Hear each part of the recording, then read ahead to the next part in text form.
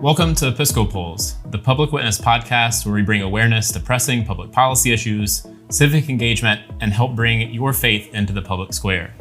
I'm your host, Alan Yarborough, Director of Government Relations and Global Partnerships for the Episcopal Church. Today I'm here with Lindsey Delks, our Domestic Policy Advisor, to talk about homelessness. It's good to have you today. Thank you, Alan. It's good to be here today. Yeah. So we're jumping into the topic of homelessness. What motivates you to care about this topic? I think I'm very interested in the ways that housing intersect with every aspect of life.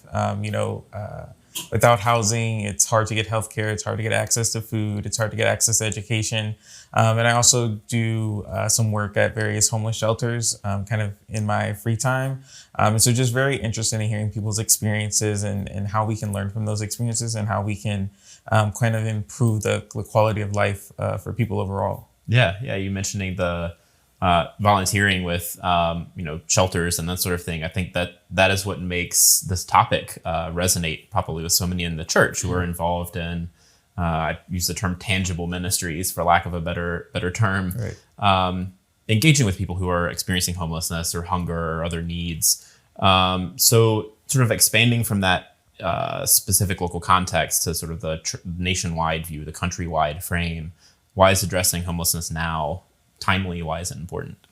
Yeah, so every year, the Department of Housing and Urban Development releases what they call the Annual Homelessness Assessment Report, which is a combination of a couple of different assessments. One is what they call the Homelessness Management Information System, which is basically a count of people over the course of a year who are going in and out of emergency and transitional housing.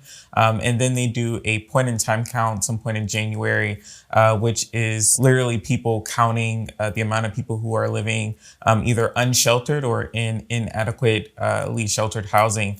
And so they've been doing this since the early 2000s, and 2023's count was the highest that had been on record, and that has now been superseded by last year's count. So we are seeing record-breaking numbers of people who are experiencing being unhoused. And one of the more concerning trends is that it's definitely growing for families and youth, which is, of course, concerning as homelessness has a dramatic effect especially on youth as they're going through school and that kind of thing. Yeah, no, that's concerning. And, it's something that I think I've grown up being aware of homelessness as a thing, but not having that understanding of what are the trends and how is it ebbing and flowing, increasing, is really important. We talk about in our advocacy training that one way to look at advocacy in the church is to weave it into existing ministry. So we bring in or encourage people, and we do this ourselves. You've done this for the office. We bring in stories, experiences, expertise from church ministry to then try to have an impact on public policy, on legislation. So I'd love to hear an example or two that you've come across related to this, knowing there's so many in the church that do that tangible ministry. Yeah, so we just recently did a new webinar series that we've started here at the Office of Government Relations called our In Conversation With series. We are interviewing people around the church who are doing, like you mentioned, that on the ground, quote unquote, tangible ministries. We interviewed Reverend Beth McKee Huger from the Diocese of North Carolina. She's a deacon there and chairs the bishops there. Their affordable housing committee, and they are doing really great work in her parish. And she was able to share with us some of the affordable housing units that they have built and worked with the developer to build. And it's just really great to see those kind of ministries as, that housing is going to house many people. And I think that's just one of many tangible examples. But over the years, the Episcopal Church in general, several dioceses and parishes have been involved either directly with building affordable housing or kind of indirectly through financing. There were grants that went out for housing for a while. So just all over the church, there are definitely tangible ministries involved with housing and homelessness service. Yeah. And do you find the information, the stories that you've collected or that you've connected to that they resonate, that it's needed in congressional offices when you go to meet with members of Congress about this? Do you find that it's helpful?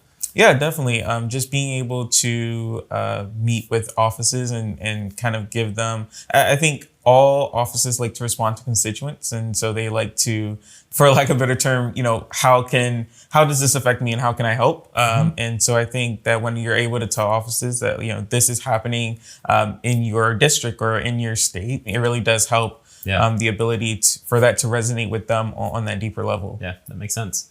So we many of us are aware of sort of the flagship piece of legislation for this congressional session. HR 1 has some pretty significant impacts for those experiencing homelessness. So I'm wondering if you could speak to the impact of that bill on the unhoused.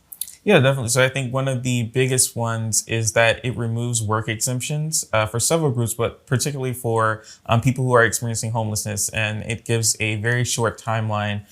So if people are not meeting those work requirements of at least 20 hours a week, they will be removed from programs like Medicaid and SNAP, which obviously, as mentioned before, access to healthcare and food are some of the biggest determinants of whether someone is going to be housed or be able to move into housing. And I think there's also kind of a little bit separate from HR 1, but there's kind of been a policy shift a little bit in Congress from what we would call a housing first approach, which means housing people first and then treating any mental illnesses or other illnesses that they may have after they have been housed. That's the most effective way, most proven way to do things. And we've kind of seen that shift a little bit.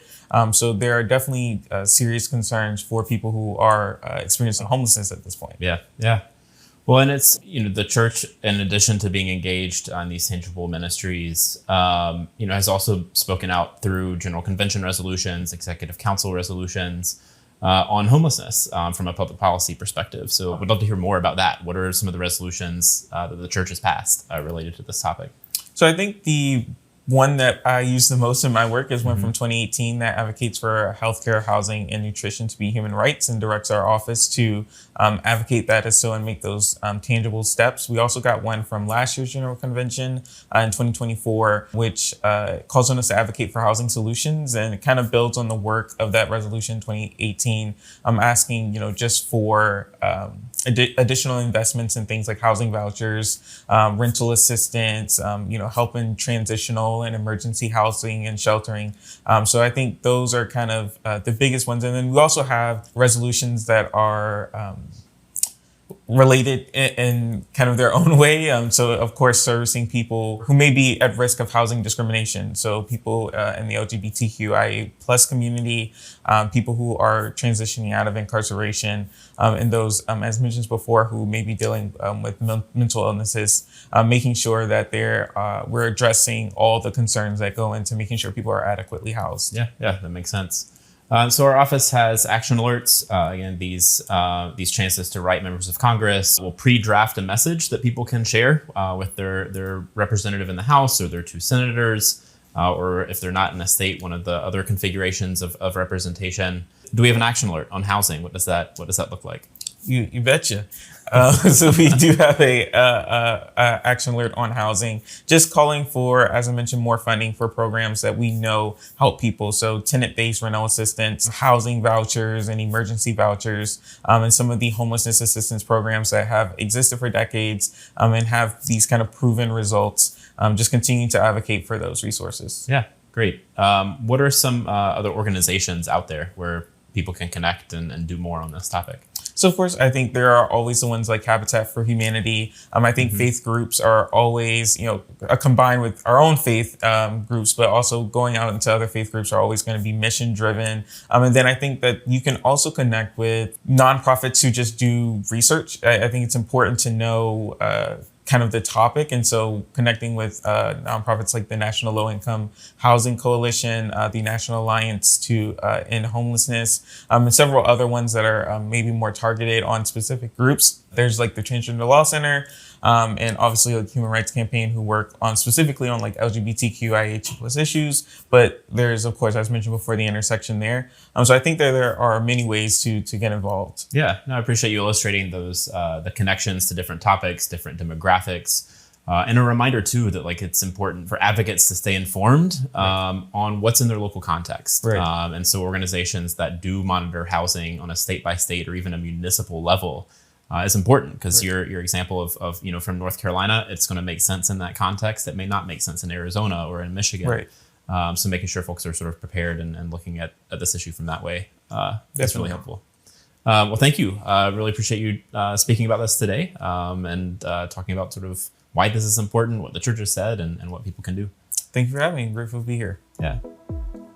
Thank you for joining us. Stay involved through the Episcopal Public Policy Network and browse our action alerts at iam.ec/action. In our next episode, we will talk about ending gun violence.